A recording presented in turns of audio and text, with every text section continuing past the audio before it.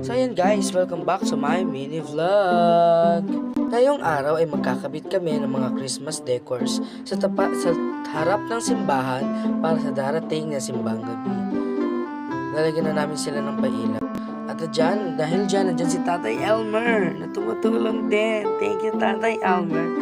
At muli, maraming salamat po sa Barangay San Jose sa pagpapahiram ng boom truck sa atin. Lagi po silang nandiyan, lagi po silang nakaalalay sa ating simbahan.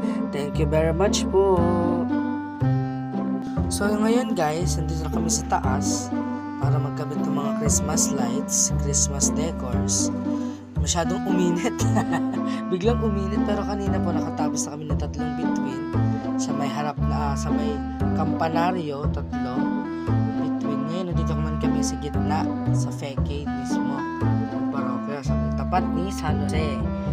Ngayon, si Kuya Jade ayos, video pa ako kasi wala man ako masyadong ginawa nun.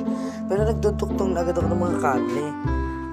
Dahil malapit na rin ang Kapaskuhan, kaya nagmamadali na rin kami magkabit ng mga Christmas decors. Pero dahil dyan malapit na rin kami matapos. O, diba? Mainit na yan. Pero tuloy lang, kaway rin, kaway.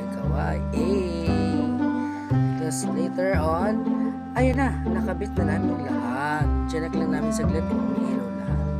So ayun guys, muli maraming salamat sa panonood ng aking vlog. Sa susunod na ulit na vlog episode. Bye-bye!